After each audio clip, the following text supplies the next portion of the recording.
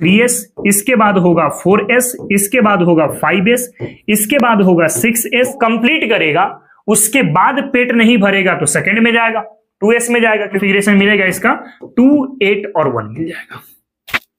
कर सकते हैं, ये होगा 3d10। अब ये ज्यादा स्टेबल हो गया, क्यों? क्योंकि सर यहाँ पे फुल फील्ड की कॉन्फ़िगरेशन आ चुकी है। इसी करना है कि पहले एक निम की ए को दिए, फिर दूसरा निम की बी को दिए, तीसरा निम की सी को दिए, उसके बाद चौथा निम की फिर से आप ए को देंगे 0, तो एम तो 0 होगा ही होगा। और एस की बात करते हैं तो प्लस माइनस हाफ हो सकता है। एन की वैल्यू 4, तो क्या एल -1 पॉसिबल है? एल तो कभी माइनस में आ ही नहीं सकता। तो 1 होगा, 2 होगा, 3 होगा, 4 होगा, 5 होगा, 6 होगा और 7।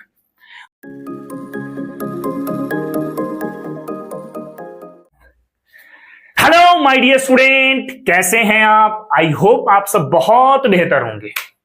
बच्चों, एटॉमिक स्ट्रक्चर में हम लोग लास्ट लेक्चर पर पढ़े थे क्वांटम नंबर्स के बारे में, कि क्वांटम नंबर क्या होता है, क्वांटम नंबर कितने होते हैं। ये सारी चीजें मैंने आपको लास्ट लेक्चर पे समझाया था। आई होप आपने लेक्चर देखा भी होगा, समझा भी होगा। जो बच्चे लेक्चर नहीं देखे हैं लास्ट वाले, पहले उस लेक्चर को कवर करो, उसके बाद ही आज की लेक्चर आपको समझ में आ पाएगी। चलो तो आज के लेक्चर की शुरुआत करते हैं, जो हम लोग डिस्कस करेंगे इलेक्ट्रॉनिक कॉन्फ़िगरेशन के बारे में। इलेक्ट्रॉनिक कॉन्फ़िगरेशन या फिलिंग ऑफ इलेक्ट्रॉन किस तरह किया जाएगा, क्या क्या रूल्स होते हैं, वो सारे रूल को हम लोग डिस्कस करेंगे। तो चलो बिना देर किए हुए लेक्चर की शुरुआत करते हैं। और इलेक्ट्रॉनिक कॉन्फ़िगरेशन को समझने से पहले आपको यह बात जानना होगा कि एनर्जी जो ऑर्बिटल्स में है वो कैसे चेक किया जाता है। ऑर्बिटल्स, किस ऑर्बिटल की एनर्जी ज्यादा है, किस ऑर्बिटल की एनर्जी कम है, ये आप कैसे पता करोगे, वो हम लोग सबसे पहले समझते हैं। देखो, किसी ऑर्बिटल्स की एनर्जी को निकालने के लिए आपको एक रूल ध्यान में रखना पड़ता है, और उस रूल का नाम है n+l रूल। n+l रूल, जहां पर n जो है, this is a principal quantum number. Principal quantum number क्या होता है, लास्ट लेक्चर पे मैंने आपको समझा दिया है। फिर l जो है, this is a azimuthal quantum number. Azimuthal quantum number, ये भी मैंने आपको लास्ट लेक्चर पे समझा दिया है। यहीं पे मैंने आपको बताया था कि l का वैल्यू 0 तो s सबसेल या s ऑर्बिटल का जिक्र करेगा। l का वैल्यू अगर 1 होता है तो इसको p सबसेल या p ऑर्बिटल नाम देते हैं, याद आ रहा है। फिर l का वैल्यू अगर 2 हो जाए तो d सबसेल या d ऑर्बिटल्स नाम दिया जाता है, और l का वैल्यू अगर 3 हो जाए तो f सबसेल या f ऑर्बिटल नाम दिया जाता है। इन्हीं दोनों को यूज करके हम लोग किसी भी ऑर्बिटल्स की एनर्जी का ऑर्डर पता करेंगे। क्या करना होगा, जरा ध्यान दें। अगर मान लो किसी ऑर्बिटल पर या कभी भी ऑर्बिटल्स की एनर्जी को कंपेयर करना हो तो n+l रूल को ध्यान में रखना पड़ेगा। अगर n+l का वैल्यू आपको ज्यादा दिखाई दे रहा है तो वैसे सिचुएशन पे एनर्जी भी क्या होगा, वहां पे हाई होगा। एनर्जी क्या होगा, हाई होगा। और अगर मान लो कि n+l का वैल्यू अगर लो नजर आ रहा है, सबसे कम नजर आ रहा है, दैट मींस एनर्जी वहां पर क्या होगा, सबसे कम होगा। मजेदार बात तब आती है जब n+l का वैल्यू सेम मिल जाता है। सेम मिल जाता है, एग्जांपल लेंगे तो मैटर और अच्छे से समझ में आएगा।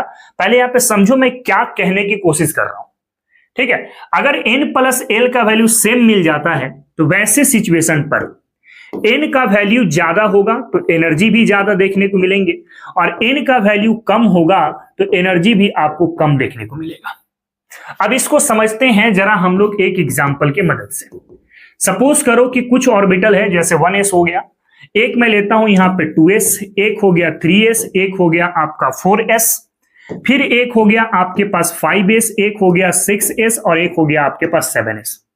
ये इतने ऑर्बिटल्स हमने कंसीडर किए हुए हैं, और मैं आपसे पूछूं कि इसमें एनर्जी किसका ज्यादा है, एनर्जी किसका कम है, तो उसको चेक करने के लिए ही आपको n+l रूल का इस्तेमाल करना पड़ेगा। आपको बखूबी मैंने लास्ट क्लास में बताया है कि पहला वाला जो वर्ड लिखा होता है यहाँ पे, या पहले वाले जो नंबर लिखे होते हैं, उसको प्रिंसिपल क्वांटम नंबर बोलते हैं, दैट इज n, और दूसरा जो होता है, this is a azimuthal quantum number. अब देखें, n का वैल्यू चेक करो तो यहां पर कितना मिलेगा, 1, यहां पर 2, यहां पे 3, यहां पे 4, यहां पे 5 और यहां पे 6, यहां पे 7। n का वैल्यू जो सबसे पहला नंबर लिखा हुआ है उसी को आप n कहते हो। This is a principal quantum number. और l के बारे में मैंने बता दिया कि l s के लिए 0 इस्तेमाल किया जाता है, l p के लिए 1 इस्तेमाल होता है, l d के लिए 2 इस्तेमाल होता है, l f के लिए 3 इस्तेमाल होता है। तो यहां पे s लिया जा रहा है तो 0 होगा, यहां भी s है तो 0, s है तो 0, s है तो 0, s है तो 0, s है तो 0 और s है तो 0। मतलब n आपको पता चल गया, l भी आपको पता चल गया। अब सिंपल n प्लस l निकालना पड़ेगा, मतलब इन दोनों को जोड़ दो तो यहां पर हो गया 1, ये हो गया 2, ये हो गया 3, ये हो गया 4, ये हो गया 5, ये हो गया 6 और ये हो गया 7। अब देखो जहां पर n प्लस l का वैल्यू सबसे ज्यादा दिख रहा है वहां पे एनर्जी सबसे ज्यादा होगा, जहां पे n प्लस l की वैल्यू सबसे कम नजर आ रही है वहां पे एनर्जी सबसे कम होगा। इसलिए मैंने लिखा है यहां पे कि n plus l higher that means energy higher, n plus l lower that means energy lower. तो अगर मैं यहां पे एनर्जी का ऑर्डर दिखाऊं तो सबसे कम एनर्जी तो बाबू 1s के पास होगी क्योंकि n प्लस l की वैल्यू सबसे कम है, और इसके बाद होगा 2s, इसके बाद होगा 3s, इसके बाद होगा 4s, इसके बाद होगा 5s, इसके बाद होगा 6s और इसके बाद होगा आपका 7s। कर सकते हैं आसानी से। अगर मान लो कुछ और एग्जाम्पल देखें, आप एक काम करो पहले इसको फटाक से कॉपी कर लो, उसके बाद मैं कुछ और एग्जाम्पल बताता हूं यहां पे, ठीक है।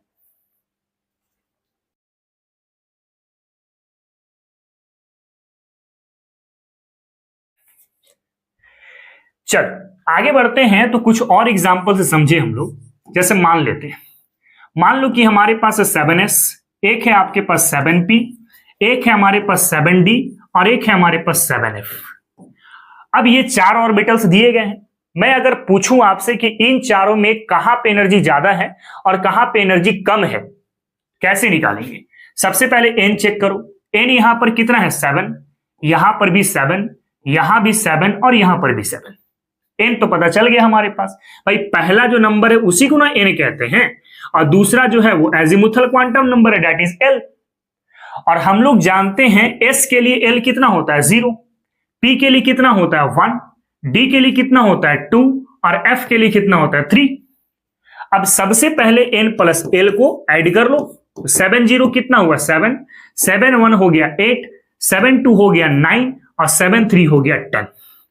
अब देखो जहां पे n प्लस l की वैल्यू कम नजर आ रही है वहां पे एनर्जी कम हो रहा होगा, और जहां पे n प्लस l की वैल्यू ज्यादा नजर आ रही है वहां पे एनर्जी ज्यादा हो रहा होगा। इसका मतलब अगर एनर्जी का ऑर्डर देखें तो सबसे कम एनर्जी 7s के पास होगी, उसके बाद 7p के पास होगी, उसके बाद 7d के पास होगी और उसके बाद कहां पर होगी 7f के पास होगी। ऐसे भी निकाल सकते हैं। एक और एग्जांपल कंसीडर करते हैं, जैसे मान लो कि 1s है, 2s है ना, और 2p ले लो, इसके बाद ले लो 3s, इसके बाद लो 3p, उसके बाद लो 4s, उसके बाद ले लो 3d, उसके बाद ले लो 4p और उसके बाद ले लो 5s और उसके बाद ले लो 4d। ये कुछ हमने ऑर्बिटल कंसीडर किया और इसे मैं बोला कि आप एनर्जी के फॉर्म पे अरेंज करो कि कहां पे एनर्जी कम है और कहां पे एनर्जी ज्यादा है। तो सबसे पहले आपको n पता करना पड़ेगा। यहां पे n कितना है 1, यहां पे कितना 2, यहां पे कितना 2, यहां पे कितना 3। भाई यही तो n है ना, पहला वाला जो नंबर है उसी को n या प्रिंसिपल क्वांटम नंबर कहते हैं। यहां पर भी 3 हो गया, यहां 4 हो गया, यहां 3 हो गया, यहां 4 हो गया, यहां 5 हो गया और यहां 4 हो गया। n पता चल गया, प्रिंसिपल क्वांटम नंबर पता चल गया। अब आपको l पता करना पड़ेगा। भाई s के लिए l होता है 0, s है फिर तो 0, p के लिए कितना होता है 1, s के लिए कितना होता है 0, p के लिए कितना होता है 1, s के लिए कितना होता है 0, d के लिए कितना होता है 2, p के लिए कितना होता है 1, s के लिए कितना होता है 0 और d के लिए कितना होता है 2 होता है। n भी पता चल गया, l भी पता चल गया। अब सिंपल n और l को ऐड कर दो। 1 0 कितना 1, 2 0 हो गया 2, यहां पे 3, यहां पे 3, यहां पे 4, यहां पे 4, यहां पे 5, यहां पे 5, यहां पे 5 और यहां पे 6। अब देखो, अगर मैं यहां पे एनर्जी ऑर्डर निकालने बोलूं तो सबसे कम एनर्जी यानी n+l की वैल्यू सबसे कम होनी चाहिए, जो आपको पहले वाले में दिखाई दे रहा है। मतलब सबसे कम एनर्जी तो सर 1s के पास है और सबसे ज्यादा एनर्जी सर आपके पास 4d के पास है। सही है। अब देखिए जरा, इसके बाद एनर्जी कहां ज्यादा है? 2s में, तो इसके बाद एनर्जी हो जाएगी 2s की। अब इसके बाद ध्यान देना, यहां भी 3 है और यहां पर भी 3 है, मतलब इन दोनों की एनर्जी आपको सेम सेम मिल रही है। उसी कॉन्सेप्ट को मैं यहां पे लिखा हूं कि n+l की वैल्यू अगर सेम होती है ना, तो n को चेक कर लो, n ज्यादा तो एनर्जी ज्यादा होगी और n कम तो एनर्जी कम होगी। यानी कि यहां पर आपको 3 सेम सेम दिख रहा है, तो n को चेक करो, n कम तो एनर्जी कम, n ज्यादा तो एनर्जी ज्यादा। मतलब 2p और 3s में 3s के पास n की संख्या ज्यादा है, तो इसकी एनर्जी ज्यादा होगी इन कंपेरिजन टू 2p। मतलब 2s के बाद क्या होगा? 2p और उसके बाद होगा आपका 3s। क्लियर? नाउ इसके बाद देखो, यहां भी 4 है और यहां पर भी 4 है। भाई यहां भी सेम सेम आ गया, तो सेम जब आए तो चेक किसको करना होता है? n को चेक करना होता है। n कम तो एनर्जी कम, n ज्यादा तो एनर्जी ज्यादा। मतलब इन दोनों में कंपेयर किया जाए तो जिसका ज्यादा n उसके पास एनर्जी क्या होगा? ज्यादा होगा। मतलब इन दोनों में सबसे ज्यादा एनर्जी यहां पर है तो 4s के पास है, इन दोनों में। ना इसके बाद देखते हैं, यहां भी 5 आ चुका है, यहां भी 5 आ चुका है, यहां भी 5 आ चुका है, तीनों में आपके 5 आ चुके हैं। तो अगर 5 आ गया तो चेक किसको करना होता है? n को चेक करना होता है।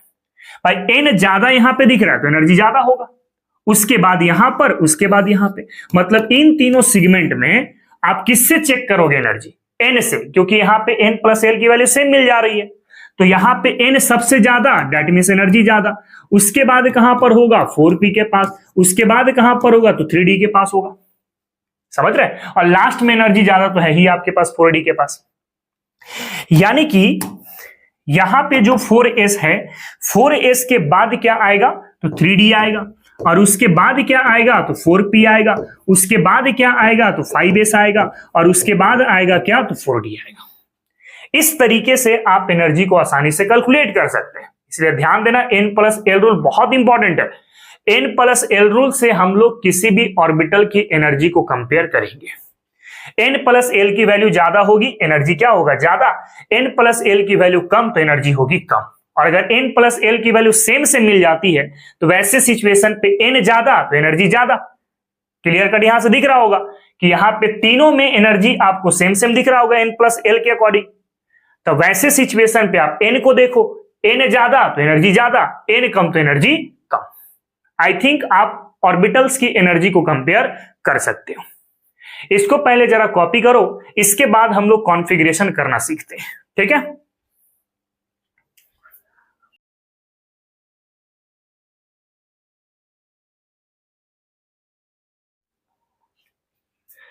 चलो, इसके बाद डिस्कस करेंगे हम लोग फिलिंग ऑफ इलेक्ट्रॉन या फिर इलेक्ट्रॉनिक कॉन्फ़िगरेशन।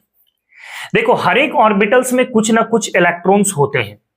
अब इलेक्ट्रॉन्स की डिस्ट्रीब्यूशन ऑर्बिटल्स के अंदर में, कि उस ऑर्बिटल में इतना इलेक्ट्रॉन होगा, उस ऑर्बिटल में इतना इलेक्ट्रॉन होगा, एस ऑर्बिटल में 2 इलेक्ट्रॉन रखे जाएंगे, पी ऑर्बिटल में 6 इलेक्ट्रॉन रखे जाएंगे। तो ऑर्बिटल्स में जो इलेक्ट्रॉन की डिस्ट्रीब्यूशन होती है ना, उसी के लिए हम लोग टर्म देते हैं इलेक्ट्रॉनिक कॉन्फ़िगरेशन का।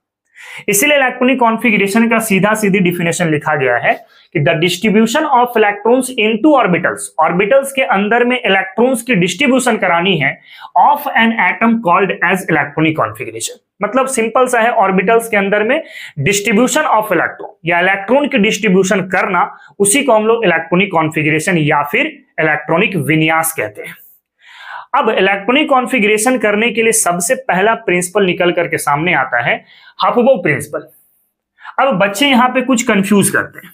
जैसे सबसे पहला कंफ्यूजन यहां पे निकल करके आता है हाफबर्ग का। ये जो हाफबर्ग का मतलब है ना, ये साइंटिस्ट नहीं है। बच्चे यहीं पे कंफ्यूज करते हैं कि हाफबर्ग तो एक प्रकार का साइंटिस्ट है। नहीं, हाफबर्ग कोई साइंटिस्ट नहीं है। हाफबर्ग का सिंपल सा मतलब होता है बिल्डिंग अप। इसकी एक खास मीनिंग है, इसकी मीनिंग होती है बिल्डिंग अप। बिल्डिंग अप, आपको सीढ़ी नुमा ऊपर चढ़ना है। हाफबर्ग कोई साइंटिस्ट का नाम नहीं है। अब ये प्रिंसिपल क्या कहता है? प्रिंसिपल ये कहता है according to this principle, according to this principle, electron first filled on those orbitals having less energy,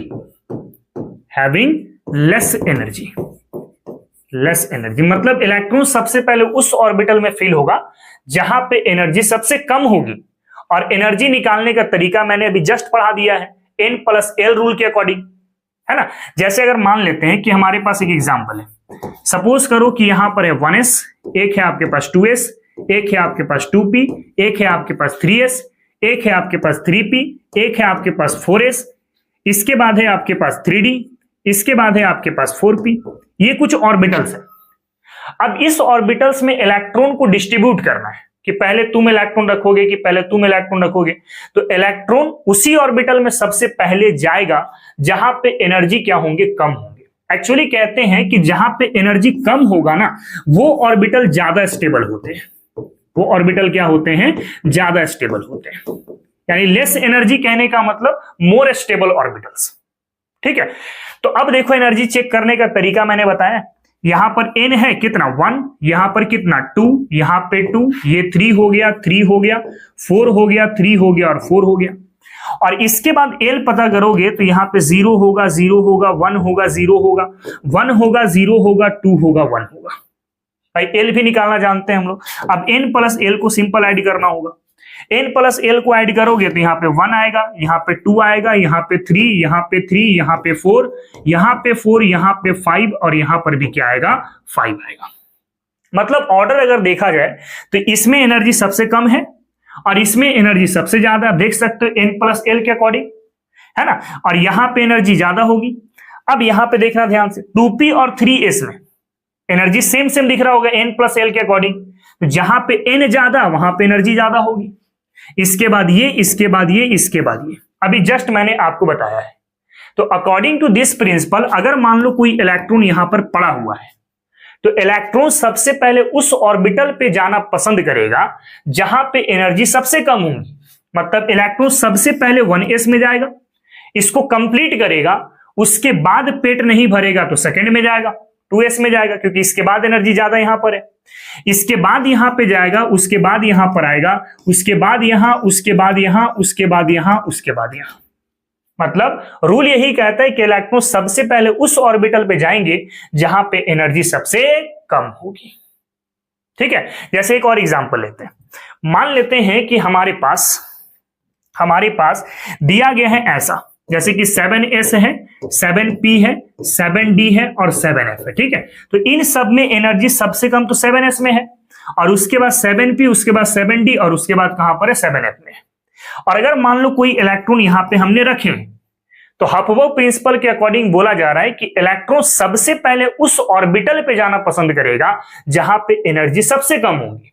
तो एनर्जी सबसे कम 7s में है, मतलब यहां पे सबसे पहले जाएगा, इसके बाद यहां पे जाएगा, इसके बाद यहां पे जाएगा, इसके बाद यहां पर जाएगा। तो सिंपल सा ये प्रिंसिपल कहता है, आप ध्यान दे सकते हैं यहां पे कि इलेक्ट्रॉन सबसे पहले उस ऑर्बिटल पे जाना चाहेगा जहां पे एनर्जी सबसे कम होगी, और जहां एनर्जी सबसे कम होती है ना बाबू, वहां पे ऑर्बिटल की स्टेबिलिटी क्या होगी, ज्यादा होगी, ठीक है। तो पहले इसको जरा आप कॉपी करो, उसके बाद हम लोग एक टेबल बनाएंगे और कॉन्फ़िगरेशन करना चालू करेंगे, ठीक है।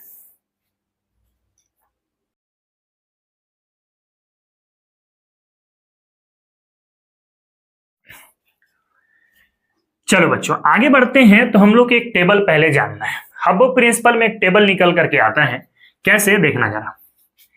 हम लोग यहां पर टोटल 7 पीरियड या फिर 7 सेल मानकर चलेंगे या फिर 7 ऑर्बिट मान के चलेंगे। ये फर्स्ट ऑर्बिट हो गया, ये सेकेंड ऑर्बिट हो गया, ये हो गया थर्ड ऑर्बिट, ये हो गया आपके पास फोर्थ ऑर्बिट, ये हो गया आपके पास फिफ्थ, ये हो गया आपके पास 6 और ये हो गया आपके पास 7। ये 7 ऑर्बिट हो गया, ठीक है। सबसे पहले आप ऐसे टेबल बनाना, तरीका कैसे है बनाने का आप तुरंत बना सकते हो, बस देखते चलना मैं क्या क्या कह रहा हूं, आपको तुरंत माइंड में बैठ जाएगा कि भाई कैसे टेबल आप तुरंत बना सकते हैं, ठीक है, सबसे पहले S orbital 1s2 2s2 3s2 4s2 5s2 6s2 और ये हो गया 7s2। सबसे पहले एस ऑर्बिटल लिखो 1 से लेकर के 7 तक, और याद रखना एस में कितना इलेक्ट्रॉन मैक्सिमम जाता है? 2। 2 से ज्यादा नहीं जाएगा, लेकिन 2 से कम जा सकता है। अब अगर पी को लिखना हो तो पी के लिए एक स्टेप छोड़ देना, यहां से लिखना 2p6 3p6 4p6 5p6 6p6 और ये होगा आपका 7p6। पी हो गया। पी में आपका 6 इलेक्ट्रॉन मैक्सिमम जाता है, 6 से ज्यादा नहीं जाएगा लेकिन 6 से कम जा सकता है। जैसे पी में अगर 5 इलेक्ट्रॉन गया तो पॉसिबिलिटीज है, 3 इलेक्ट्रॉन जाना चाहे पॉसिबल है, 2 इलेक्ट्रॉन जाना चाहे पॉसिबल है, लेकिन 7 इलेक्ट्रॉन जाना चाहिए पॉसिबल नहीं है। मतलब पी में मैक्सिमम कितने इलेक्ट्रॉन जा सकते हैं? तो 6 ही इलेक्ट्रॉन जा सकते हैं। और ये कैसे पता करना है तो ये मैंने लास्ट लेक्चर पे ऑलरेडी सिखा दिया है, ठीक है। इसके बाद अगर डी ऑर्बिटल लिखना हो तो फिर से एक स्टेप छोड़ दो, यहां पे ये करना 3d10, यहां पर होगा 4d10, यहां पर होगा 5d10, यहां पर होगा 6d10 और यहां पर होगा 7d10। डी हो गया। डी में आपका मैक्सिमम कितना इलेक्ट्रॉन जाएगा? 10 इलेक्ट्रॉन जाएंगे। 10 से ज्यादा पॉसिबल नहीं है लेकिन 10 से कम पॉसिबल है। जैसे मैं बोला कि मान लो 9 इलेक्ट्रॉन है आपके पास टोटल, तो क्या ये डी ऑर्बिटल में जा सकते हैं? बिल्कुल जा सकते हैं। अगर 8 इलेक्ट्रॉन आपके पास है तो क्या डी ऑर्बिटल में जा सकते हैं? बिल्कुल जा सकते हैं। अगर आपके पास 12 इलेक्ट्रॉन है तो क्या सारे इलेक्ट्रॉन डी ऑर्बिटल पे जाएंगे? नहीं जाएंगे। क्यों? क्योंकि डी ऑर्बिटल की मैक्सिमम कैपेसिटी कितनी है? 10 इलेक्ट्रॉन की है, ठीक है। इसके बाद अगर आप एफ लिखना चाहते हो तो फिर से एक स्टेप छोड़ करके 4f लिखना चालू करो। 4f14 5f14 6f14 और ये हो गया आपका 7f14, ठीक है। अब सिंपल क्या करना है कि एनर्जी के अकॉर्डिंग ऑर्बिटल्स को अरेंज करना है। सबसे पहले इलेक्ट्रॉन अगर मान लो यहां पर आपने रखा है तो इलेक्ट्रॉन सबसे पहले किस ऑर्बिटल में जाएगा? 1s2 में। क्यों? क्योंकि सर 1s की एनर्जी सबसे कम होती है, आप देख सकते हो। उसके बाद 2s, उसके बाद 2p, उसके बाद 3s, फिर 3p 4s 3d और 4p। मतलब पहले तो 1s के पास जाएगी, इसके बाद जाएगी 2s के पास, उसके बाद जाएगी 2p और उसके बाद 3s के पास, उसके बाद 3p और उसके बाद 4s के पास। ऐसे ही तो जा रहा है। इसके बाद 3d 4p और 5s। देख सकते हो कैसे जा रहा है, चेक कर लो। 1s के बाद 2s, उसके बाद 2p, फिर 3s, फिर 3p, फिर 4s, फिर 3d, फिर 4p, उसके बाद 5s, उसके बाद 4d, उसके बाद 5p, उसके बाद 6s। आप निकाल सकते हैं आराम से। उसी तरीके से 4f 5d 6p और 7s, फिर 5f 6d और 7p, फिर आ गया 6f और 7d और उसके बाद आ जाएगा 7f। कुछ इस तरीके से आपकी इलेक्ट्रॉन भरी जाएगी। देखो मैं ट्रेंड यहां पे सिखा दे रहा हूं। इसका हेड वाला जो पार्ट है ना, इसके टेल से मिला देना। मतलब ऐसे करना कि पहले 1s2 भरेगा, घूम करके फिर 2s2 के पास जाएगा, इसको भर लेगा, फिर पीछे से जाएगा इसको भरने के बाद 2p के पास जाएगा, उसके बाद 3s के पास जाएगा, उसके बाद आपका यहां पर पहुंचेगा। मतलब 3s के बाद 3p के पास, उसके बाद 4s के पास, उसके बाद यहां से तो 4s के बाद 3d, फिर 4p, फिर 5s, फिर इसका हेड को मिला दो इसके टेल से, 5s के बाद 4d 5p और 6s, उसके बाद फिर से इसके टेल को मिला दो तो 6s के बाद 4f 5d 6p और 7s, उसके बाद फिर से इसके टेल से मिला दो। ऐसे समझ रहे हो ना। तो 7s के बाद ये 5f, उसके बाद 6d और उसके बाद 7p और उसके बाद फिर से आप इसके टेल से मिला दो तो 7p के बाद 6f में, उसके बाद 7d में और उसके बाद कहां पर? तो 7f में। तो इस तरीके से इलेक्ट्रॉन भरना है आपको। स्टार्ट करेंगे 1s2 से, बस इलेक्ट्रॉन रखना है यहां पे और चला देना है ऐसे, ठीक है। ऐसे ऐसे ऐसे एग्जाम्पल करेंगे, समझ में आएगा, ठीक है। जैसे मान लो एक एग्जाम्पल कंसीडर करते हैं। हम लोग के पास है सोडियम, एटॉमिक नंबर कितना है? 11, ठीक है। एटॉमिक नंबर है 11, that means number of electrons यहां पर कितना मिलेगा? तो 11 मिलेगा। यानी टोटल इलेक्ट्रॉन यहां पे आपको 11 सोच के चलना है। इस जगह पे आपको इलेक्ट्रॉन टोटल कितना सोचना है, तो 11 सोचना है। कितना? 11। अब 11 को चलाओ यहां से, तो यहां पर पहुंचा तो 2 इलेक्ट्रॉन खत्म हुआ, यहां तक तो 2 भर गया। फिर आगे बढ़ा तो फिर ये 2 रख लिया, तो 2 यहां पर हो गया, टोटल 4 हो गए।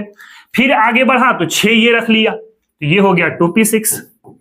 कितना भर गया देखो, तो 10 बचा। कितना यहां पे? 1, तो इसके बाद 1 यहां पर आएगा, दैट इज 3s1 हो जाएगा, है ना। कॉन्फ़िगरेशन करेंगे तो यहां पे 2, यहां पर 8 और यहां पर कितना हो गया? 1। तो क्या कॉन्फ़िगरेशन मिलेगा इसका? 2, 8 और 1 मिल जाएगा। कर सकते हो। नाउ इसके बाद अगर मान लो मैं मैग्नीशियम के बारे में बताऊं, मैग्नीशियम का एटॉमिक नंबर कितना होता है? 12। तो इस बार क्या करना है आपको कि 11th को ना सोच करके 12 इलेक्ट्रॉन सोच दो। यहां पे इसी टेबल पर 12 इलेक्ट्रॉन सोच दो। अब 12 चला तो 12 में 2 ये रखा, आगे बढ़ा 2 ये रख लिया, टोटल हो गया 4। फिर आगे बढ़ा तो 6 ये रख लिया, 10 हो गए। 10 के बाद ये हो गया 12, यानी कि यहां से यहां तक सब लिखना पड़ेगा आपको, that is 1s2, 2s2, 2p6, 3s2। यहां पर हो गया 2 इलेक्ट्रॉन, ये हो गया 8, 6 और 2 8, और यहां पर हो गया 2, मतलब कॉन्फ़िगरेशन हो गया 2, 8 और 2, है ना। मैग्नीशियम के बाद मान लो मैं एल्युमिनियम लेता हूं, एटॉमिक नंबर 13, या फिर एल्युमिनियम की जगह पे आप सोचो पोटेशियम ले लो, सबसे अच्छा होगा। पोटेशियम ले लो। पोटेशियम अगर आप कंसीडर करते हैं, एटॉमिक नंबर कितना होता है? 19। मतलब इस बार जो है ना, आपको 12 की जगह पर 19 सोच के चलना पड़ेगा। कितना सोच के चलना पड़ेगा?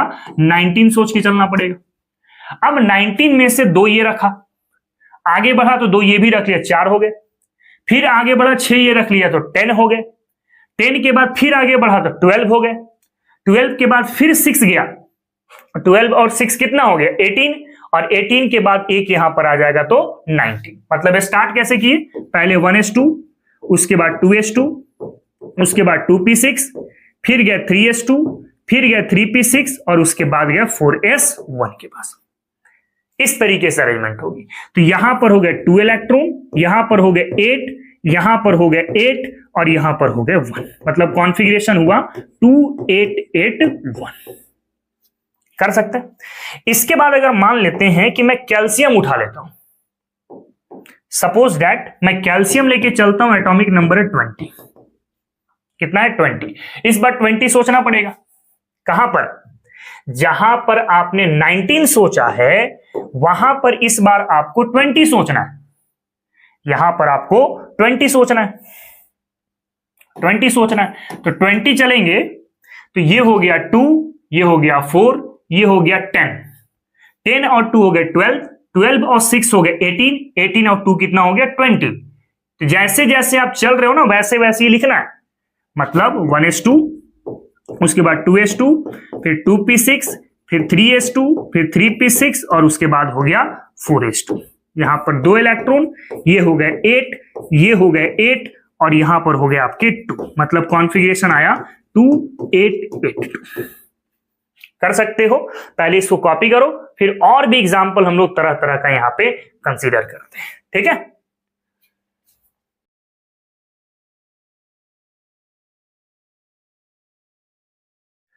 चलो बच्चों आगे बढ़ते हैं।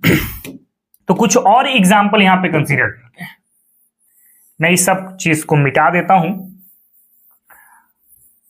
अब यहां पे कुछ और एग्जाम्पल कंसीडर करते हैं। मान लो इस बार मैं यहां पे कंसीडर कर रहा हूं स्कैंडियम। क्या कंसीडर कर रहा हूं? स्कैंडियम। स्कैंडियम की एटॉमिक नंबर कितनी होती है? तो 21। यानी कि इस बार जहां पे आपने 20 सोचा था, वहां पर इस बार आपको 21 सोचना पड़ेगा। कितना सोचना पड़ेगा? 21। अब भरना चालू करो। चला यहां से हुई 2, मतलब पहले हो गया 1s2, इसके बाद आगे आया तो 2s2 हो जाएगा, टोटल 4 इलेक्ट्रॉन हो गए। इसके बाद आगे बढ़ा तो 6 इलेक्ट्रॉन हो गए, यानी 2p6 हो गया। फिर आगे बढ़ा तो 2 इलेक्ट्रॉन और हो गए, तो 12 हो गया। देख रहे हो? इसके बाद फिर से आगे बढ़ा तो 6 इलेक्ट्रॉन हो गए, तो 3p6 हो गया। फिर से आगे आया तो यहां पे 4s2 हो गया, अब देखना ध्यान से, 4s2 के बाद 3d पर गया है और 3d इस लाइन पर है, देख रहे हो ना, तो जिस लाइन पर उसी लाइन पे लिखना है। 4s2 के बाद 3d पर गया और 3d इस लाइन पर है, तो इसी लाइन पर लिखना है, दैट इज 3d1। देख रहे हो ना, बहुत सारे बच्चे क्या करते हैं कि 4s के बाद 3d यहां पे लिख देंगे, नहीं, 3d 3 वाले सेगमेंट पर है ना, इस वाले सेगमेंट में है, तो इसी में लिखना पड़ेगा आपको। यानी कि जो कॉन्फ़िगरेशन मिली यहां पे, ये हो गई 2, ये हो गई 8, ये हो गई 9 और ये हो गई आपके पास 2, मतलब 2, 8, 9 और 2 इसकी कॉन्फ़िगरेशन हो जाएगी। क्लियर? उसी तरीके से अगर मान लो मैं टिटेनियम या आयरन की बात कर लेता हूं इस पर, 26, इसकी 26 की, तो 26 का अगर कॉन्फ़िगरेशन करना है तो सबसे पहले 21 को हटाओ यहां से और यहां पे सोचो 26। कितना सोचेंगे? 26। ठीक है, अब चलाओ, 2 इलेक्ट्रॉन पहले गया 1s2 के पास, उसके बाद आगे बढ़ा तो 2s2 के पास, टोटल 4 इलेक्ट्रॉन डिस्ट्रीब्यूट हो चुके हैं। फिर आगे बढ़ो तो 6 इलेक्ट्रॉन ये रखा, मतलब 2p6 हो गया, 10 इलेक्ट्रॉन डिस्ट्रीब्यूट हो गया। फिर आ गया तो 2 इलेक्ट्रॉन और डिस्ट्रीब्यूट हो गया, 12 हो गया। इसके बाद आगे गए तो 3p6 हो गया, 3p6 हो गया, कितने हो गए? 18 हो गए। 18 के बाद 4s के पास गया तो 4s2 हो गया, कितना हो गया? 20। अब इसके बाद गया यहां पर 3d में कितना? टोटल 6, इसी के सामने लिखना है। ठीक है, मतलब 3d क्या हो गया? 6 हो गया। समझ रहे हो? अब इसकी कॉन्फ़िगरेशन ऐसे लिखेंगे, 2, 8, ये कितना हो गया? 6, 6, 12 और 2 हो गया 14 और यहां पर हो गया सर 2, मतलब कॉन्फ़िगरेशन होगा 2, 8, 14 और 2, ऐसे। ठीक है, सिमिलरली अगर मान लो एग्जांपल और कंसीडर करते हैं, एग्जांपल कैसे करेंगे? एक और मान लेते हैं कि इस बार मैं जिंक की कंसीडरेशन कर लेता हूं। एटॉमिक नंबर कितना होता है? 30 होता है ना। अब इस बार क्या करना होगा कि 26 को हटा करके, 26 को हटा करके आपको यहां पे 30 सोचना पड़ेगा। कितना? 30 सोचना पड़ेगा। अब 30 को यहां से फिल करना शुरू करो, ये 2 इलेक्ट्रॉन हो गए। आगे बढ़ा तो 2 ये रख लिया, टोटल 4 डिस्ट्रीब्यूट। फिर आगे आया तो 6 रख लिया, 10 डिस्ट्रीब्यूट हो गया। फिर आगे आया तो 12 डिस्ट्रीब्यूट हो गया। फिर आगे आया तो हो गया 18, 18 के बाद हो गया 220, तो पहले 20 डिस्ट्रीब्यूशन कर लेते हैं, 1s2, 2s2, 2p6, 3s2, 3p6 and 4s2, 20 distribute हो गया। अब देखो आगे, यहां तक 20, इसके बाद गया यहां पर 3 के सामने, है ना, तो 3d में टोटल कितने इलेक्ट्रॉन चले गए? 10, तब ना 30 होगा। अब देखो, ये 2 हो गए, ये 8 हो गया, ये हो गया आपके पास कितना? 18 और यहां पर हो गया 2, है ना, तो कॉन्फ़िगरेशन हुआ 2, 8, 18 और 2।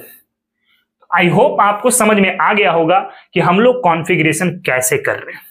ठीक है, पहले इसको कॉपी करो, और भी यहां पर शॉर्ट फॉर्म यानी नोबेल गैस का इस्तेमाल करके कैसे कॉन्फ़िगरेशन करते हैं इसके बारे में भी हम लोग बात करेंगे। ठीक है, पहले आप कॉपी करो इसको।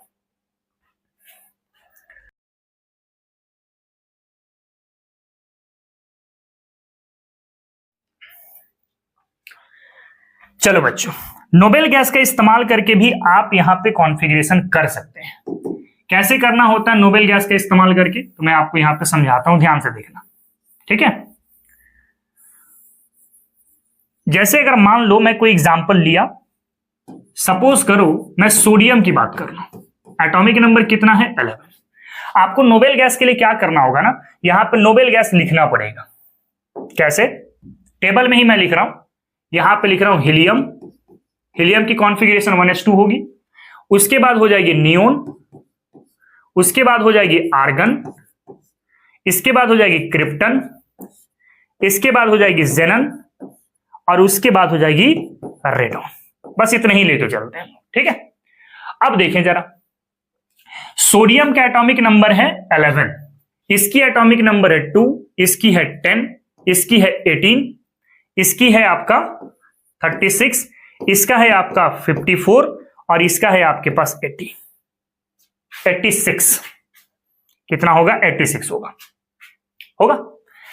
अब क्या करना है, अब देखो ये जो आपके पास सोडियम 11 एटॉमिक नंबर है, तो इसके नजदीक में कौन सी वैल्यू आ रही है? नियोन की, है ना। तो इसके सामने आप लिख दो पहले नियोन। आपने यहां पे 10 इलेक्ट्रॉन फिल कर चुके हैं। कहां तक 10 हो चुका है? तो नियोन के सामने तक 10 हो चुका है। बचा कितना? 1, तो 1 यहां पर आ जाएगा, दैट इज 3s1 हो जाएगा। या फिर आप इसको ऐसे भी करना चाहो तो कर सकते हो। सोडियम 11 है ना, कॉन्फ़िगरेशन पूरा कैसे करते हो? 1s2 2s2 2p6 और ये हो जाएगा 3s1, यही ना नॉर्मल करता है। अब सिंपल करना कुछ नहीं है, आपको इस वाले बॉक्स पर देखना है ये जो कॉन्फ़िगरेशन है ये किसका है? तो नियोन का है। किसका है? नियोन का। 10 इलेक्ट्रॉन हो गए, यानी इसको आप लिख सकते हैं सोडियम का, दैट इज नियोन, और उसके बाद क्या हो जाएगा? 3s1 हो जाएगा।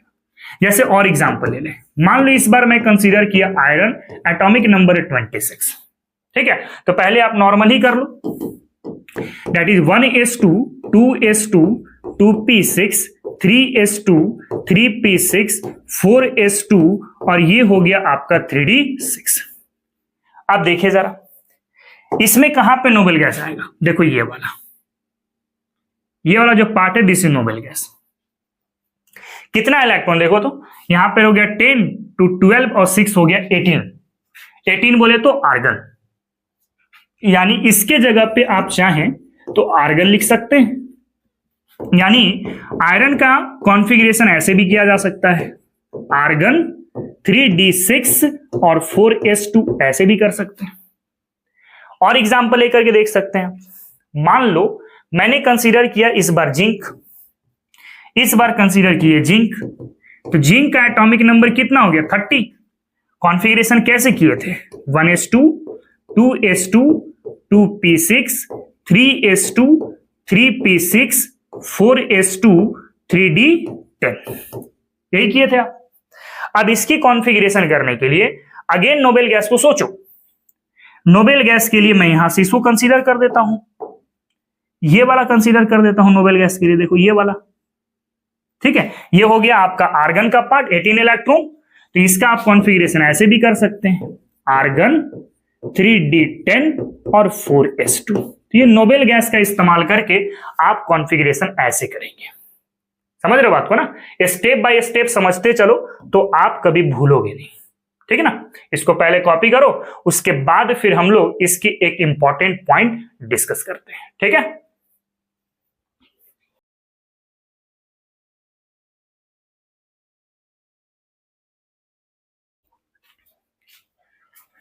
चलो बच्चों आगे बढ़ते हैं। तो इस प्रिंसिपल की एक नोट पॉइंट है जो आपको ध्यान देना पड़ेगा, ठीक है। इफ हाफ फिल्ड कहने का मतलब ये है कि आपके पास जैसे P3 का केस आ गया, D5 का केस आ गया, F7 का केस आ गया, ये सब हाफ फील्ड के अंदर में आते हैं, ठीक है। एंड फुल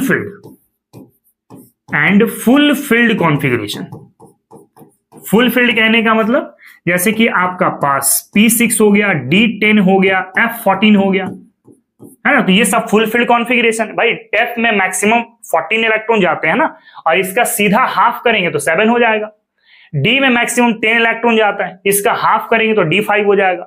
P में मैक्सिमम 6 इलेक्ट्रॉन जाता है, तो इसका हाफ करेंगे तो P3 हो जाएगा, है ना। तो half filled and full filled configuration are more stable. ये कॉन्फ़िगरेशन हमेशा आपको ज्यादा स्टेबल देखने को मिलेगा। इसका मैं एक आपका छोटा सा एग्जाम्पल बता देता हूं और उसके बाद उसको हम लोग अप्लाई करेंगे। जैसे ऐसे कर लो, अगर मान लो कहीं D4 का केस है ना, तो फटाक से वो D5 बन जाएगा, ये ज्यादा स्टेबल है इन कंपेरिजन टू D4। उसी तरीके से अगर मान लो F6 है मान लेते हैं, तो F6 फटाक से क्या बन जाएगा? F7 बन जाएगा। या फिर अगर मान लो आपका F8 है तो फटाक से क्या बन जाएगा? F7 बन जाएगा, क्योंकि हाफ फील्ड के केस में ज्यादा स्टेबल होता है। उसी तरीके से अगर मान लो D9 है तो फटाक से ये D10 बन जाएगा फुल फील्ड की वजह से। और अगर मान लो कहीं F15 है या F13 है तो ये फटाक से किस में कन्वर्ट होना चाहेगा? F14 में कन्वर्ट होना चाहेगा। ये आपका वर्क कर रहा है फुलफिल्ड की वजह से, और ये वर्क कर रहा है आपका हाफ फिल्ड की वजह से। किसके वजह से? हाफ फिल्ड की वजह से। एग्जाम्पल लेते हैं, जैसे मान लेते हैं हमारे पास है क्रोमियम, एटॉमिक नंबर है 24, एटॉमिक नंबर है 24। कॉन्फ़िगरेशन अगर करेंगे तो आएगा 1s2, 2s2, 2p6, 3s2, 3p6, 4s2 और 3d4। ऐसा आपको नॉर्मल कॉन्फ़िगरेशन दिखाई देगा। बट यहां पे d4 का केस है, तो d4 जैसे ही दिखेगा ना, ये तुरंत कन्वर्ट होना चाहेगा d5 में, ताकि स्टेबल ज्यादा बन जाए। भाई d4 से d5 क्या है? ज्यादा स्टेबल है। और उसके लिए क्या करेगा कि ये जो s इलेक्ट्रॉन है ना, इससे एक इलेक्ट्रॉन उधार मांग लेगा, एक इलेक्ट्रॉन उधार मांग लेगा। जैसे ये एक इलेक्ट्रॉन उधार मांगेगा तो बन जाएगा 1s2, 2s2, 2p6, यहां पर 3s2, ये हो गया 3p6। अब ध्यान देना, 4s से एक इलेक्ट्रॉन 3d मांग चुका है, तो यहां पे हो गया 3d5 और यहां पर हो गया 4s1। अब d5 का केस आ चुका है, d5 बोले तो हाफ फील्ड, और हाफ फील्ड कॉन्फ़िगरेशन जो होगा आपका हमेशा ज्यादा स्टेबल होगा इन कंपेरिजन टू दिस। ठीक है, तो ध्यान देना ये चीज। ये मतलब क्या है? मोर स्टेबल है, ये मोर स्टेबल है। क्यों मोर स्टेबल है? Due to half filled. यानी कि आप क्रोमियम का ऑक्सीडेशन आप क्रोमियम का एटॉमिक नंबर 24 लेते हैं, तो इसकी कॉन्फ़िगरेशन क्या मिलेगी? सबसे पहले ये वाला आप बात करो, दिस इज आर्गन, तो यहां तक तो हो गया सर आपका आर्गन, है ना। इसके बाद हो जाएगा 3d5 और उसके बाद हो जाएगा 4s1। क्यों? Due to half filled configuration. ठीक है ना। उसी तरीके से अगर मान लो एक और एग्जांपल लेते हैं, सपोज मैं कॉपर की बात कर लेता हूं, कॉपर जिसका एटॉमिक नंबर है 29, तो यहां पे 1s2 होगा, 2s2 होगा, 2p6 होगा, 3s2 होगा, 3p6 होगा, इसके बाद होगा 4s2 और यहां पर होगा 3d9 नॉर्मल केस पर। अब फिर मैं बोला कि d9 आ रहा है सर, तो d9 फटाक से क्या बनना चाहेगा? d10। ठीक है ना। देखो एक चीज हमेशा याद रखना, या तो हाफ फील्ड से एक कम हो सकता है, एक कम हो सकता है, या फुल फील्ड से एक कम हो सकता है। एक ही कम होना चाहिए। जैसे d9 है तो d10 बनेगा। ऐसा मत सोचना कि सर d8 है तो इसको भी तो d10 बना सकते हैं, नहीं, एक ही कम होना चाहिए। d9 से ही d10 बनाना है, एक कम है। d4 से d5 बनाना है, ये नहीं कि d3 को हम लोग d5 बना रहे हैं, दो इलेक्ट्रॉन आप इंटरचेंज कर रहे हैं, नहीं, ऐसा नहीं। ठीक है ना। बस एक कम होना चाहिए, तभी वो हाफ फील्ड और फुल फील्ड तक पहुंच पाएगा। क्लियर बात है। तो यहां पे d9 है, तो d9 है तो फटाक से ये d10 बनना चाहेगा, और d10 बनने के लिए क्या करेगा ना, s ऑर्बिटल से एक इलेक्ट्रॉन उधार ले लेगा। जैसे एक इलेक्ट्रॉन यहां से लेके जाएगा तो यहां पे बनेगा 1s2, 2s2, 2p6, 3s2, 3p6। ठीक है। इसके बाद देखो 4s2 से बच जाएगा 4s1, एक इलेक्ट्रॉन चला गया d के पास, तो ये होगा 3d10। अब ये ज्यादा स्टेबल हो गया। क्यों? क्योंकि सर यहां पे फुल फील्ड की कॉन्फ़िगरेशन आ चुकी है। अब फुल फील्ड होने की वजह से ये आपको क्या मिलेगा? ज्यादा स्टेबल मिलेगा। ठीक है। तो कॉपर की कॉन्फ़िगरेशन आप कैसे कह सकते हैं? ये हो गया पूरा आर्गन का पार्ट, पूरा आर्गन का पार्ट हो गया। तो इसके कॉन्फ़िगरेशन पे आप लिख सकते हैं कॉपर 29 के लिए एक तो हो गया सर आर्गन, फिर होगा सर 3d10 और फिर होगा सर आपके पास 4s1। तो ये दो कॉन्फ़िगरेशन आप माइंड में रखना, एग्जाम में ये डायरेक्ट क्वेश्चन पूछा जाता है। ठीक है। तो पहले आप इसको जरा कॉपी करो, उसके बाद डिस्कस करते हैं हम लोग हुंड्स रूल के बारे में। ठीक है।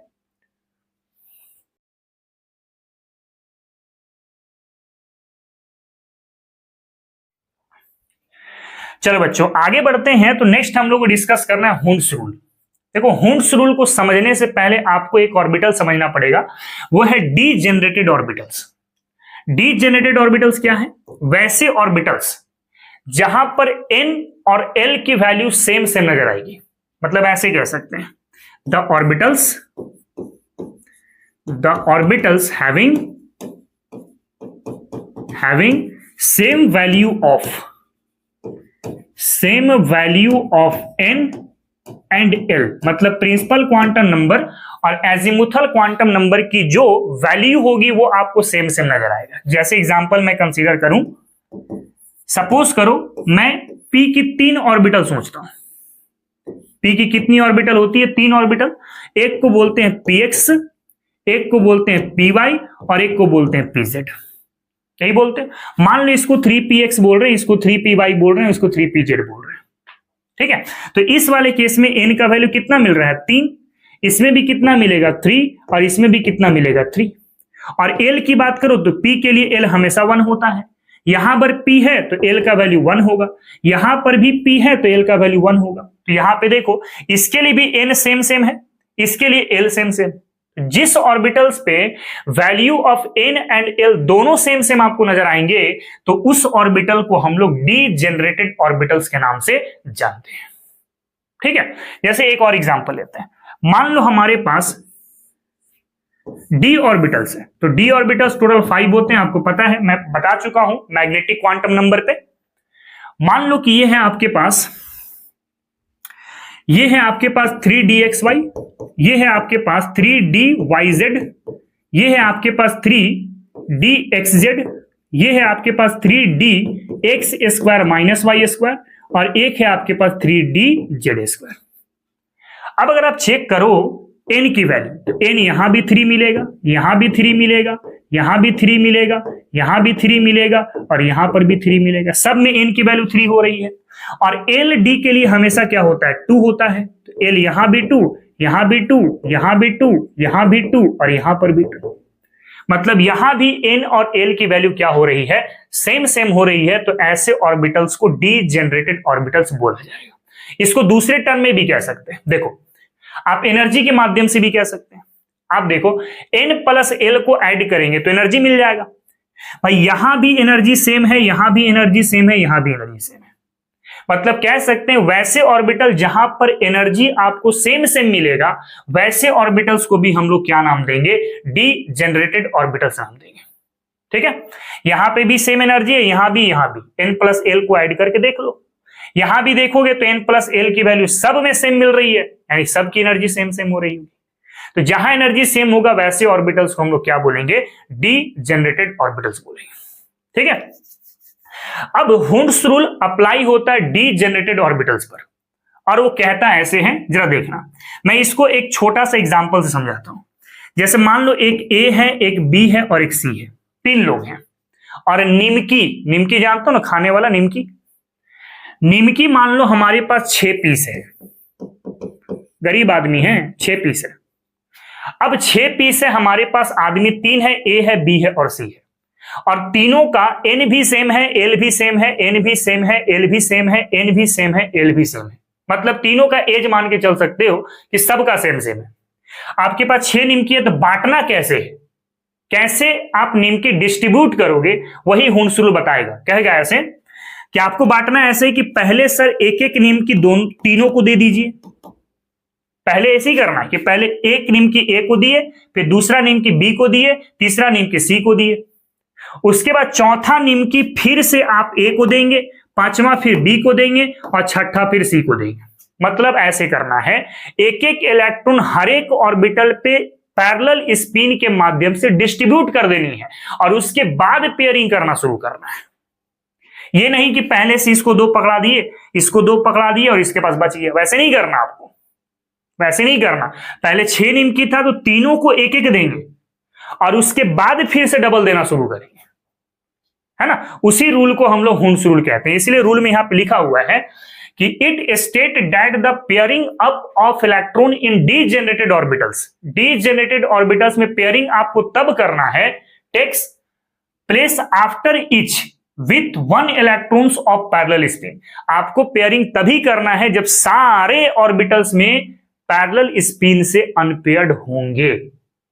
ठीक है, मतलब एक एक इलेक्ट्रॉन पहले सबको दे देना है और उसके बाद पेयरिंग करना है। इसको बेस्ट तरीके से समझने के लिए मैं कुछ एग्जाम्पल लेके चलता हूं। ठीक है, जैसे मान लो कि हमारे पास 3D7 है, कोई कॉन्फ़िगरेशन है जिसमें कि 3d7 आया हुआ है आपके पास, तो इसमें कैसे डिस्ट्रीब्यूट करोगे इलेक्ट्रॉन्स की? पहले d ऑर्बिटल्स बनाएंगे, टोटल कितने होते हैं? 5 होते हैं। अब 7 इलेक्ट्रॉन आपको डिस्ट्रीब्यूट करना है इन ऑर्बिटल्स में, तो पहले क्या करना है, पहले एक एक इलेक्ट्रॉन सबको देंगे। ध्यान देना पैरेलल स्पिन से, अगर ये क्लॉकवाइज से कर रहे हो तो सबको क्लॉकवाइज से ही देना पड़ेगा, ऐसा नहीं कि इसको क्लॉक कर दिए दूसरे को एंटी क्लॉक कर दिए, नहीं, सारे को आपको एक ही स्पिन से देना पड़ेगा। कि पहला रूल 6 इलेक्ट्रॉन डिस्ट्रीब्यूट हो गए, बचे कितने? 1, तो अब इसको एंटी पैरेलल से देना शुरू करो ऐसे। जैसे अगर मान लेते हैं कि आपके पास है 4f14 है, 4f14 है, तो अब यहां पे कैसे डिस्ट्रीब्यूट करोगे इलेक्ट्रॉन्स? टोटल 7 ऑर्बिटल होते हैं, 1 2 3 4 5 6 और 7। कैसे करोगे? तो पहले सबको अनपेयर्ड इलेक्ट्रॉन देंगे, सबको अनपेयर्ड हो गया, एक ही स्पिन है ना। अब पेयरिंग करना शुरू करेंगे, तो ये हो गया 8 9 10 11 12 13 और 14। ठीक है, अब इसको मान लेते हैं कोई कॉन्फ़िगरेशन उठा लेते हैं, सपोज करो कि सोडियम है, सोडियम का एटॉमिक नंबर कितना है? 11। अब नॉर्मल कॉन्फ़िगरेशन जब आप किए थे तो क्या मिला था? 1s2 2s2 2p6 और ये हो गया था 3s1। अगर हुंड्स रूल के अकॉर्डिंग आप कॉन्फ़िगरेशन करते हैं तो 1s कहने का मतलब एक ऑर्बिटल, दैट इज 1s, यहां पर हो गया आपके पास एक हो गया 2s और फिर हो गया हमारे पास p ऑर्बिटल ऐसे, दिस इज 2p। ठीक है, और उसके बाद लास्ट में क्या है? तो 3s है, दिस इज 3s। अच्छा, पहले 1s में 2 इलेक्ट्रॉन, तो एक क्लॉकवाइज से दूसरा एंटी क्लॉकवाइज से, कहानी खत्म। फिर इसके बाद 2s2, एक क्लॉकवाइज से दूसरा एंटी क्लॉकवाइज से। उसके बाद 2p6, p में कैसे बांटेंगे? पहले एक एक इलेक्ट्रॉन सबको देंगे, उसके बाद चौथा इलेक्ट्रॉन को पेयर करना शुरू करेंगे, मतलब फोर्थ इलेक्ट्रॉन फर्स्ट वाले ऑर्बिटल पे आएगा। ठीक है, इस तरीके से। और s में कितने इलेक्ट्रॉन है? तो एक इलेक्ट्रॉन है। क्लियर? उसी तरीके से अगर मान लो एक आपका मैं एग्जांपल उठा रहा हूं, जैसे मान लो कि आयरन है, ठीक है, आयरन है, एटॉमिक नंबर 26 है, कॉन्फ़िगरेशन जब किए थे तो आया था आर्गन 3d6 और 4s2। ठीक है, तो d ऑर्बिटल्स की बात आप करो तो d ऑर्बिटल्स टोटल हो गया 5 होगा ना, 5 होगा, 1 2 3 4 और एक 5। तो पहले कैसे फिल करोगे? एक एक इलेक्ट्रॉन सबको दो, 1 2 3 4 5, 5 इलेक्ट्रॉन फिल हो गए। 6 इलेक्ट्रॉन आएगा यहां पर एंटी पैरेलल से। ठीक है, यानी कि टोटल अनपेयर्ड इलेक्ट्रॉन यहां पे कितना दिखेगा? देखो तो, ये तो पेयर्ड हो गया, ये हो गया अनपेयर्ड, मतलब यहां पे अनपेयर्ड इलेक्ट्रॉन दिखेगा आपको कितना? तो टोटल 4 दिखेगा। ठीक है, अगर मैं आपसे पूछूं इसमें अनपेयर्ड कितना दिखेगा? एक तो पेयर है, बाकी अनपेयर्ड हो गया, मतलब यहां भी अनपेयर्ड 4 हो जाएगा। ठीक है, तो इस तरीके से हुंड्स रूल को अप्लाई कराना है। इसको पहले कॉपी करो, उसके बाद एक और रूल है, उस रूल को भी हम लोग देखते हैं। ठीक ना?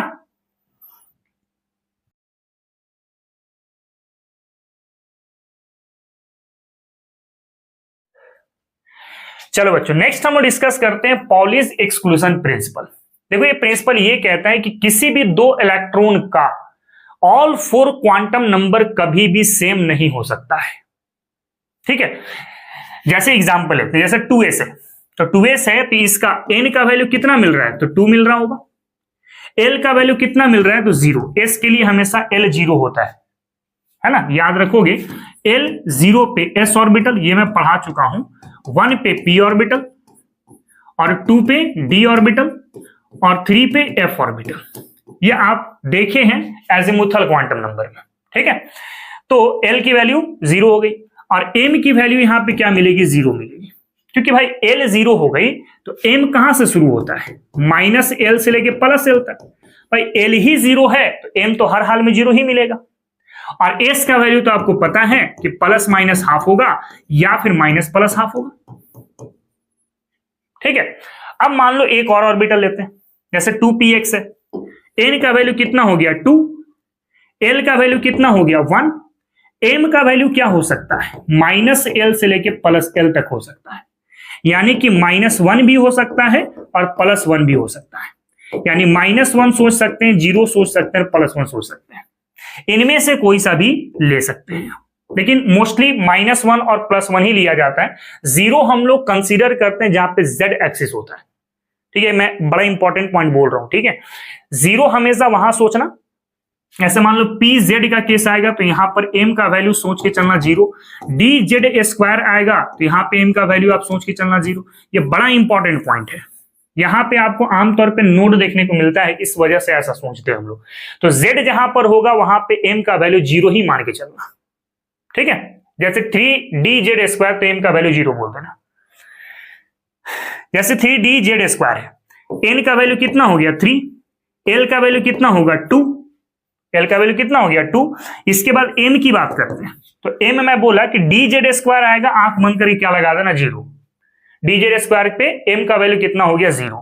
और s अगर बात करते हो तो या तो ±½ होगा या तो -+½ होगा। एक और एग्जांपल लेके देखते हैं यहाँ पे, जैसे 1s है तो n का वैल्यू हो गया 1, l का वैल्यू कितना हो गया 0। अब भाई l 0 तो m तो 0 होगा ही होगा। और s की बात करते हैं तो ±½ हो सकता है और -+½ हो सकता है। तो ये कुछ ऑर्बिटल्स का मैंने चारों क्वांटम नंबर लिख दिए।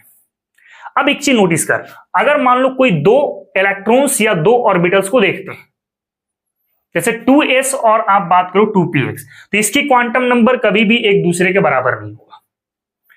2 इलेक्ट्रॉन्स की क्वांटम नंबर कभी भी एक दूसरे के बराबर नहीं होते, ठीक है। यही वो प्रिंसिपल कहता है, ठीक है। इसको पहले आप कॉपी करो, उसके बाद इसके बेसिस पे कुछ क्वेश्चंस करेंगे हम लोग, ठीक है।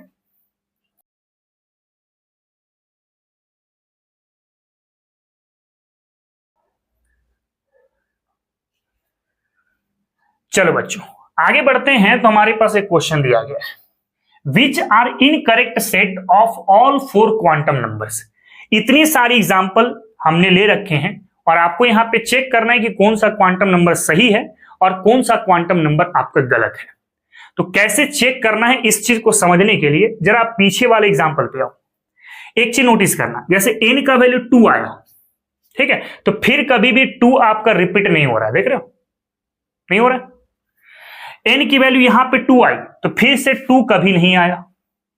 n का वैल्यू यहां पे 3 था तो 3 कभी नहीं आया। n का वैल्यू 1 था तो 1 कभी नहीं आया।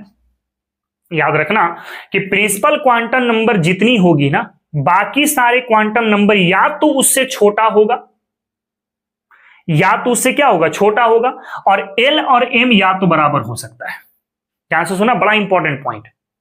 प्रिंसिपल क्वांटम नंबर जो भी वैल्यू होगी उससे बाकी सारे क्वांटम नंबर की वैल्यू छोटी होगी हर हाल में, हर हाल में। जैसे यहां पे 2 है तो बाकी जितनी भी वैल्यू आएगी वो सब छोटी आएगी। जैसे यहां पे 3 है तो बाकी जितनी वैल्यू आएगी सब छोटी आएगी। जैसे यहां पर 1 है तो बाकी जो वैल्यू आएगी सब छोटी आएगी। ये कॉन्सेप्ट याद रखना। अब इसी के आधार पे क्वेश्चन करेंगे हम लोग यहां पे। जैसे n की वैल्यू 2 है तो क्या 2 फिर से रिपीट हो रहा है? नहीं हो रहा है। क्या सारे वैल्यू 2 से कम है? बिल्कुल है, ये आपका सही है। आगे बढ़ो, जैसे n की वैल्यू 3 है तो क्या 3 आ रहा है? क्या 3 रिपीट हुआ? नहीं हुआ, है ना। क्या सारे वैल्यू 3 से छोटी है? बिल्कुल है। अब यहां पे क्या नोटिस करना, l अगर 0 हो जाए तो m कभी भी 2 नहीं हो सकता, क्योंकि आपको पता है कि l जो होता है ना, -l से लेके +l तक ये m होता है। और अगर l को ही आपने 0 ले लिया तो m क्या होना चाहिए? m यहां पर -l से +l होना चाहिए, यानी -0 से +0। यहां तो 2 दिया है ना, तो ये तो सही नहीं है आपका, ये करेक्ट नहीं है। आगे बढ़ के देखो, फिर यहां पे देखें, b वाला देख लो। यहां पे जैसे n 5 है, क्या बाकी वैल्यू 5 से छोटी है? बिल्कुल सही है। l है आपके पास -3, क्या l कभी -3 हो सकता है? नहीं हो सकता ना। आप खुद सोच के देखो कि l -3 कैसे हो सकता है भाई। l जो होगा वो 0 से लेकर के n-1 तक होता है, यही ना होता है। अब 0 से लेके n-1, यानी कि अगर यहां पे 5 ले रहे हैं तो l क्या क्या पॉसिबल है इसके लिए? 0 से लेकर के 5-1 यानी कि 4 तक, यानी 0 पॉसिबल है, 1 पॉसिबल है, 2 पॉसिबल है, 3 पॉसिबल है, 4 पॉसिबल। -3 तो पॉसिबल नहीं है, ये नहीं होगा आपका, ये भी गलत है। डी नंबर वाला देखो, n का वैल्यू कितना है 4, क्या इसके बाद सारे वैल्यू छोटी है? बिल्कुल छोटी है, पहला क्राइटेरिया। आगे बढ़ो, l 3 है तो क्या m-3 हो सकता है? बिल्कुल हो सकता है सर, क्योंकि l3 अगर रखते हैं तो m-3 से +3 हो जाएगा, यानी -3 -2 -1 0 +1 +2 +3 कुछ भी ले सकते हैं, ये -3 हो सकता है, यानी ये वाला आपका सही है। ठीक है ना? आगे बढ़िए, ई वाला देखो तो n का वैल्यू 3 है, क्या सारे वैल्यू 3 से छोटी है? बिल्कुल है। चलो आगे बढ़ते हैं, l का वैल्यू कितना है 1, तो क्या l के 1 होने पे m का वैल्यू 1 हो सकता है? क्या हो सकता है, क्योंकि l अगर 1 है तो m कहां से होगा? -1 से लेके +1 तक होगा, यहां तो +1 ही तो कह रहा है, मतलब ये पॉसिबल है कि नहीं? आगे बढ़े, n की वैल्यू 2 है तो क्या l की वैल्यू 2 हो सकती है? नहीं हो सकती है। क्यों नहीं हो सकती? क्योंकि l जो होगा वो 0 से लेकर के 2 - 1 तक होगा, यानी 0 और 1 हो सकता है, 0 और 1 हो सकता है, यहां पे तो 2 पे 2 ही दे दिया है, तो ये तो पॉसिबल नहीं है आपका। कितना आसान है, बस ध्यान से अगर देखते चलोगे तो बनता चला जाएगा। आगे बढ़ते हैं, जैसे n की वैल्यू 4, तो क्या l -1 पॉसिबल है? l तो कभी माइनस में आ ही नहीं सकता, l कभी माइनस में नहीं आ सकता, l जब भी होगा 0 से लेके n -1 तक, यानी अगर n 4 लेके चल रहे हो तो l कितना होगा यहां पे? 0 से लेकर के 4 - 1 तक, यानी कि 0 होगा, 1 होगा, 2 होगा और 3 होगा, इसके अलावा कोई पॉसिबल नहीं है। यहां पे -1 है, ये तो है ही नहीं सर, कि -1 तो l आ ही नहीं सकता है जब n की वैल्यू 4 हो तो। समझ रहे बात पर? फिर आगे बढ़ो, यहां पे n की वैल्यू 4 है, ठीक है, n की वैल्यू 4 पे l की वैल्यू 4 हो सकती है? नहीं हो सकती है, क्योंकि l यहां पे 0 से लेकर के 4 - 1 तक होना है, यानी 0 होगा, 1 होगा, 2 होगा और 3 होगा, इतने ही ना पॉसिबल है। यहां पे l की वैल्यू 4 कर दिया, जो दिख ही नहीं रहा है, ये तो होना ही नहीं है। फिर आगे बढ़ो, n की वैल्यू 3 है, l की वैल्यू 2, पॉसिबल है? बिल्कुल पॉसिबल है। देखो ध्यान से समझना, n जितना होगा बाकी वैल्यू उससे छोटी होगी। जैसे यहां पे देखो n 4 था तो बाकी वैल्यू छोटी नहीं थी, बराबर थी, तो कट गया ऐसे। n यहां पे 2 थी, है ना, तो बाकी वैल्यू छोटी नहीं थी, बराबर थी, ये भी कट गया। उसी तरीके से यहां पे देखो n की वैल्यू 3 है तो बाकी वैल्यू क्या 3 से छोटी है? यहां छोटी है, ये भी छोटी है, आगे बढ़ो, ये सही है, कहानी खत्म हो गया। इसमें देखो n 4 है, क्या सारी वैल्यूज 4 से छोटी है? 4 से 3 भी छोटा है, m भी छोटा है, सब कुछ छोटा है, मतलब ये तो सही है आपका। आगे बढ़ो, जैसे यहां पे n की वैल्यू 4 है, क्या 4 से बाकी वैल्यू छोटी है? बिल्कुल छोटी है, बट l -1 में कभी नहीं हो सकता, l तो कभी भी माइनस होता ही नहीं है। l यहां पे कितना होगा देखो तो, l होगा 0 से लेकर के n -1, यानी 0 से लेकर के 4 - 1, यानी कि 0 होगा, 1 होगा, 2 होगा, 3 होगा, तो माइनस का तो जिक्र ही नहीं है यहां पे, तो ये तो आपका रॉन्ग है। आगे बढ़े, यहां पे n की वैल्यू 2 है, क्या बाकी वैल्यू 2 से छोटी है? फिर देखो L1 पे क्या M1 पॉसिबल है? अरे है ना भाई, देखो 2 से ये 1 छोटी है, सही है। L1 पे क्या M1 हो सकता है? हो सकता है, M -1 से लेके +1 तक हो सकता है, -1 भी हो सकता है, 0 भी हो सकता है, +1 भी हो सकता है, सही है, ये तो आपका सही जा रहा है। तो इस तरीके से क्वांटम नंबर सही है या गलत है आप प्रिडिक्ट कर सकते हैं। इसको फटाक से कॉपी करो, इसके बाद और भी क्वेश्चंस आप कहीं से भी उठाओ, इस टाइप का प्रैक्टिस करके देखो, हर हाल में बनेगा। कॉन्सेप्ट बस सिंपल सा ध्यान देना है कि पहला जो क्वांटम नंबर है उससे सारी वैल्यूज छोटी होंगी, एल कभी नेगेटिव नहीं होगा, एम जो होगा -l से +l तक जाएगा। बस यही कुछ कुछ चीजें आपको ध्यान देनी है। ये ऑलरेडी डिस्कस किया जा चुका है, कहां पे? क्वांटम नंबर के टॉपिक में, यानी इससे पहले वाले टॉपिक पे, पहले वाले लेक्चर पे कह सकते हो। ठीक है, इसको कॉपी करो, उसके बाद फिर हम लोग आगे बढ़ते हैं, ठीक ना।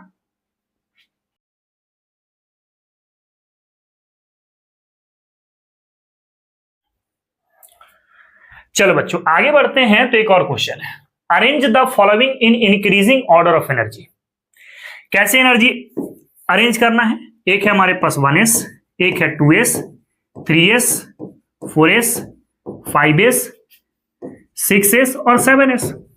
कैसे होगा देखो तो, n का वैल्यू सर यहाँ पे 1, यहाँ पे 2, यहाँ पे 3, यहाँ पे 4, यहाँ पे 5, यहाँ पे 6, यहाँ पे 7। l की बात करें तो इसके लिए 0 0 0 0 0 0 और 0। n plus l find out करना पड़ेगा। तो 1 होगा, 2 होगा, 3 होगा, 4 होगा, 5 होगा, 6 होगा और 7। मतलब एनर्जी का ऑर्डर इसमें सबसे ज्यादा, उसके बाद यहां, उसके बाद यहां, उसके बाद यहां, उसके बाद यहां, उसके बाद लास्ट में 1s। ये इसका ट्रेंड होगा। पहला समझ में आया कैसे बनेगा। दूसरा जो क्वेश्चन है हमारे पास, question number B, 3p, 4p, 5p, 6p और 7p। 3p है, 4p है, 5p है और 6p है और 7p भी है। n पहले निकाल लेना, ये 3 होगा, ये 4 होगा, 5 होगा, 6 होगा, 7 होगा। l की बात करें तो 1 1 1 1। n plus l find out करें तो 4 होगा, 5 होगा, 6 होगा, 7 होगा, 8 होगा। एनर्जी का ऑर्डर ये सबसे ज्यादा, उसके बाद ये, उसके बाद ये, उसके बाद ये। कितना आसान है। इसके बाद सी नंबर देखो, सी नंबर देखें तो सी नंबर में है 1s, 2s, 3s, 3p, 4s, 5p, 6s, उसके बाद होगा 7, 6s के बाद दिया हुआ है 6s के बाद है 7p, उसके बाद है 7s और लास्ट में 7d। ठीक है, एनर्जी पता करें आप। यहां पे n पता करेंगे तो 1 2 3 3 4 5 6 7 7 7। l पता करें तो s के लिए 0 0 0 1 0 1 0 1 0 2 होगा। अब n प्लस l पता कर लो, यहां पे 1, यहां पे 2 3 4 4 6 6 8 7 9। तो सबसे ज्यादा एनर्जी कहां पे है? 7d पर है, यहां पर है। उसके बाद देखो तो 8 वाला यानी कि 7p हो जाएगा। उसके बाद देखो 7 वाला यानी कि 7s हो जाएगा। उसके बाद देखो 6 वाला, तो 6 तो यहां पर है ना। अब इसमें n ज्यादा तो एनर्जी ज्यादा और n कम तो एनर्जी कम। मतलब इसके बाद एनर्जी होगा 6s के पास, उसके बाद होगा 5p के पास, है ना। उसके बाद देखो 4 वाला, 5 तो है ही नहीं, तो 4 वाला में 4s के पास एनर्जी ज्यादा, 3p के पास कम है। मतलब 3p से ज्यादा कहां पर होगा? तो 4s के पास होगा। उसके बाद कहां पर होगा? तो 3s के पास होगा, फिर 2s के पास होगा, फिर 1s के पास होगा। बन गया। ठीक है, उसी तरीके से आप ई नंबर निकाल सकते हो। सी तो पता कर ही लोगे, है ना। ऑर्डर में लिख देता हूं यहां पे, ये ऐसा होगा 4d, 5d, 6d और 7d। इस तरीके से ये भी मैंने बता दिया, ये भी मैंने बता दिया। एक क्वेश्चन आप खुद से प्रैक्टिस कर लेना, कर सकते हो ना। चलो इसको कॉपी कर लो।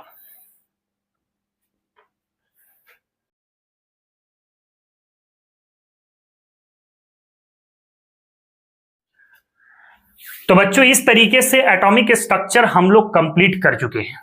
नेक्स्ट लेक्चर जो हम लोग स्टार्ट करेंगे वो होगा classification of element and periodicity. तो आज के लेक्चर को हम लोग यहीं पे समाप्त करते हैं। मिलते हैं फिर हम लोग नेक्स्ट लेक्चर पर एक नए जोश के साथ, नए उमंग के साथ। आज के लिए इतना ही। जय हिंद, जय भारत और जय विज्ञान। बच्चों अगर आपको लेक्चर पसंद आया है तो मेरे इस लेक्चर को लाइक करें, चैनल को सब्सक्राइब करें और इसे अपने फ्रेंड तक भी शेयर करें ताकि उन्हें भी इसका फायदा मिल सके। तो चलो मिलते हैं फिर हम लोग नेक्स्ट लेक्चर पर नए चैप्टर के साथ। Thank you very much.